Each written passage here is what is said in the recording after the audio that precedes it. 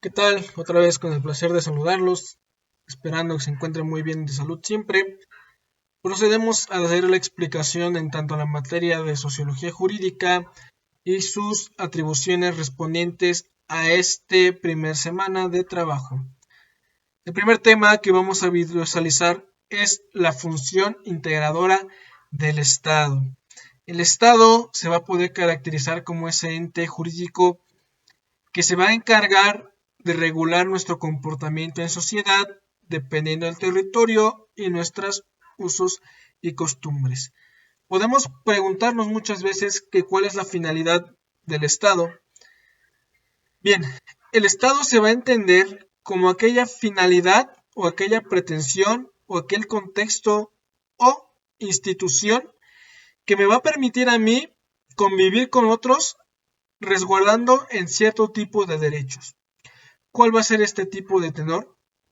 Por ejemplo, si yo quisiera estudiar en la educación pública, ese principio está resguardado por el derecho en su Carta Magna y en el Estado mexicano en el tipo 3, en el artículo 3, se resguarda y se asegura el derecho de todos a acceder a educación básica.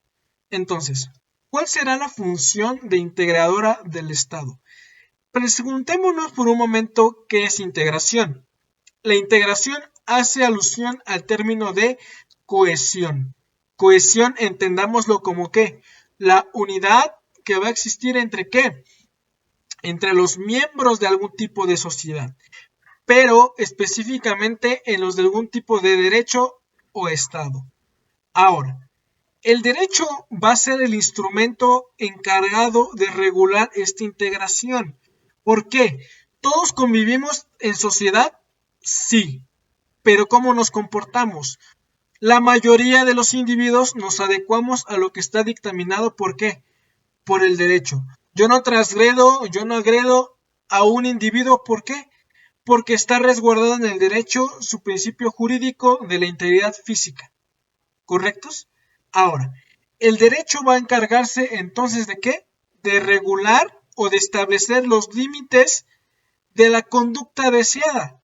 Y todo aquello que salga de esos límites va a ser captado como qué?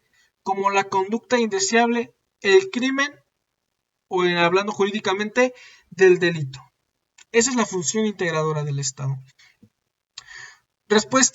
Pregunta que ustedes van a tener que visualizar, conocer cuál es la función del derecho en la sociedad mexicana. ¿Para qué le sirve a la sociedad mexicana estar resguardado en el derecho? ¿Correctos? Ahora, segundo tema, modos colectivos de conducta. Fíjense que este tema es un poco más interesante. Cuando se habla del modo colectivo de la conducta, nos encontramos en un supuesto, que yo estoy en un momento dado en una conglomeración o como visualizamos la semana pasada, en una muchedumbre social. ¿Qué quiero decir con esto? Estoy siendo partícipe de una conglomeración, ¿correctos? Ahora, como yo estoy conviviendo como un fenómeno social colectivo, mi forma de responsabilidad ahora se comparte, es la responsabilidad colectiva. ¿Cómo me va a funcionar a mí esto? En modo colectivos de conducta. Ustedes están inmersos en una población, están resguardados, bueno, no están resguardados, están en forma tumultuaria en una determinada zona, ¿sale? Digamos en el kiosco de su comunidad. Estilan que son unas 80 personas, ¿sale? 80 personas están reunidas en el kiosco que por medida sanitaria no debería suceder ahorita, pongamos en un ejemplo futuro. Están ustedes 80 personas reunidas en este kiosco. Al lado de ustedes sucede un evento criminal. Están asaltando a una persona. ¿Cuál es la probabilidad de que se efectúe este robo? Es un porcentaje altísimo. ¿Por qué? La lógica diría que porque hay mucha gente, difícilmente se va a cometer el robo. Pero usualmente no es así. ¿Por qué? Por el modo colectivo de conducta. Como es un conglomerado de personas, la responsabilidad se reparte. Ah, no, yo no voy a ayudar. que ayude el de al lado. El de al lado va a decir, no, que ayude el de al lado. Y así, sucesivamente, la responsabilidad se va a compartir entre todos. Ese es el modo colectivo de conducta. Porque a lo mejor, si fuera yo solo en el kiosco y están asaltando a la persona, entonces la responsabilidad sí de quién es. Podría ser mía, en el sentido de que yo podría informar a las autoridades, podría ser un alboroto para que más gente conozca. Sin embargo, esto cambia cuando es un ente colectivo. Como es más grande, ya no va a funcionar de la misma manera, ni me voy a responder de la misma manera. Segundo ejemplo, una reunión de personas difícilmente es racional. De hecho, se estila que las masas sean emocionales y no pensantes. ¿Cómo? Tomamos el mismo ejemplo. Resulta que alguien sí se hizo de valor y detuvo al individuo. ¿Va? ¿Qué va a pedir la muchedumbre? ¡Línchenlo! ¿Correcto? ¿Y ese linchamiento va a suceder? Muy probablemente sí. ¿Ahora por qué? Por el mismo colectivo de conducta. No pueden sancionarnos a todos, creerá la muchedumbre. El comportamiento se modifica cuando estoy acompañado de ¿qué? De muchas personas.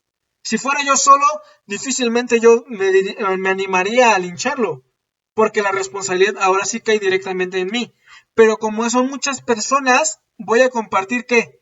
Otra vez, la responsabilidad colectiva. Bien, ahora, tarea de esta actividad se van a llevar conocer el modo de reacción comunitaria y el modo de reacción total, pegándose a los principios de la penología. ¿Correctos? Bien, el siguiente tema que hay que visualizar es algo que se define como el ¿qué? El control social.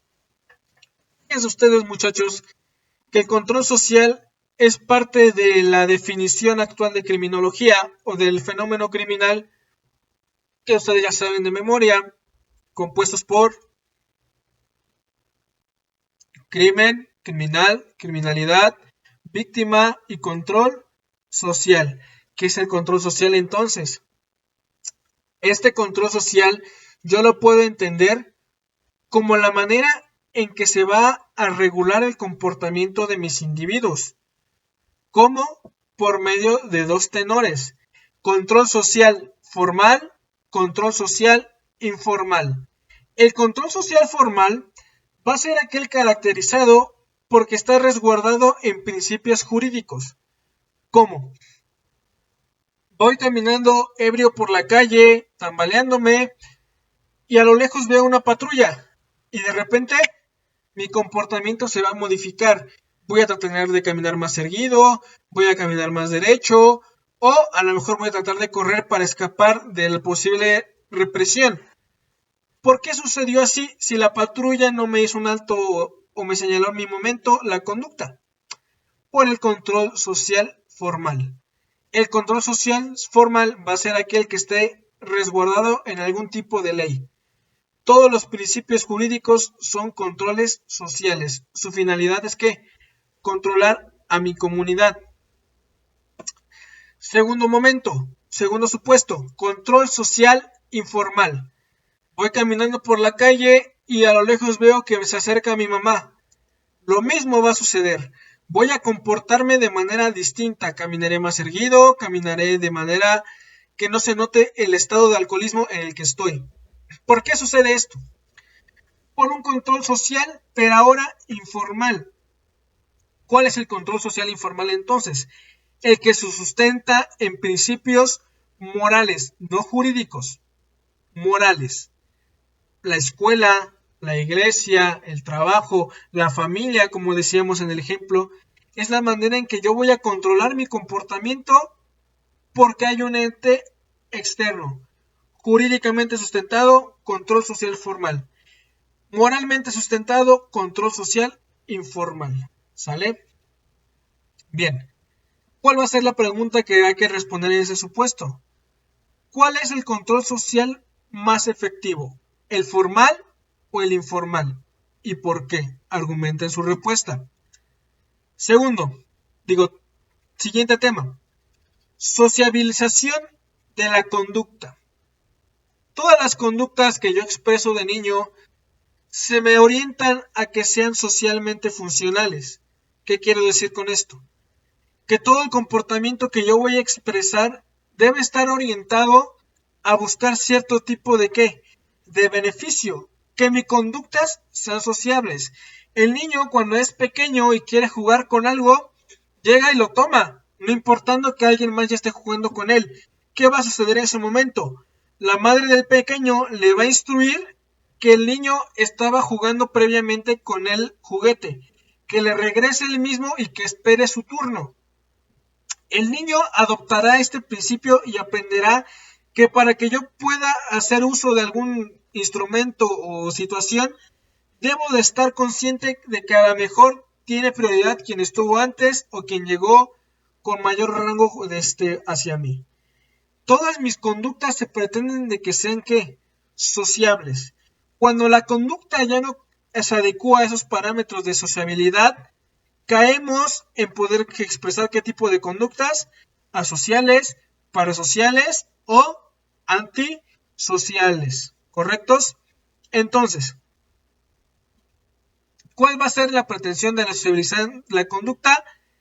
Que esta respuesta o que este comportamiento se adecue a los principios de la sociedad. ¿Cuál es la pregunta que hay que contestar? La siguiente: ¿en qué medida es importante que se sociabilice a los niños si aún no pueden entender el porqué de su conducta? ¿Por qué es importante educar al niño a que sea sociable si él no entiende por qué sucede así? Argumenten su respuesta también. Proseguimos con una dinámica que se llama el progreso y cambio social. La sociedad en sí misma es una dinámica constante, se va modificando con el transcurso del tiempo. Usualmente es por un cambio generacional.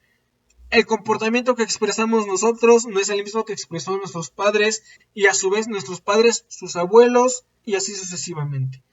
La generación que entra invariablemente cambia la forma en que me voy a comportar. Antes algunos comportamientos eran muy mal vistos, por ejemplo las madres solteras o los divorcios. Y hoy nos enfrentamos a las estadísticas que buena parte de los primeros años de los matrimonios se van a divorciar. ¿Por qué? Porque la dinámica social cambió. Ahora, el término que nos interesa aquí es el principio de progreso. ¿Qué es progresar? Progresar se podría confundir con avanzar de manera secuencial, que es una dinámica característica del cambio. Si cambia es porque avanza, pero ojo, el progreso es que haya un enriquecimiento cultural, social y sobre todo de funcionalidad. ¿Qué quiero decir con esto? El progreso siempre se apuesta a que haya una mejora de calidad de vida. Nos enfrentamos en la actualidad a una pandemia global. La conducta de todo el mundo se modificó en virtud de esta enfermedad que estamos enfrentando, el COVID. ¿Esto es un progreso o un retroceso? Depende de la óptica en que yo lo estoy visualizando.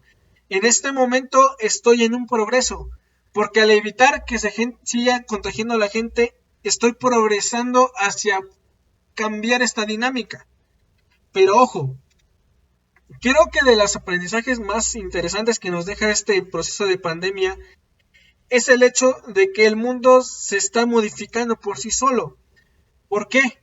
La contaminación ha bajado, la economía está bajando y cuando pase este suceso va a depurar un poquito más. En la actualidad nos estamos enfrentando de que el barril de petróleo es muy barato. ¿Por qué? Porque la gente no está transcurriendo en las calles, la gente no se moviliza. ¿Este cambio es temporal? Sí. ¿El precio del petróleo se va a volver a disparar en un momento cuando regresemos a la normalidad? También. ¿Cuál será entonces? Y es la pregunta que les realizo para contestar. ¿Cuál es el progreso que vamos a recibir después de esta pandemia? ¿Se va a progresar o no se va a progresar? Ahí les dejo esa pregunta. Bien, una vez más les agradezco la atención prestada.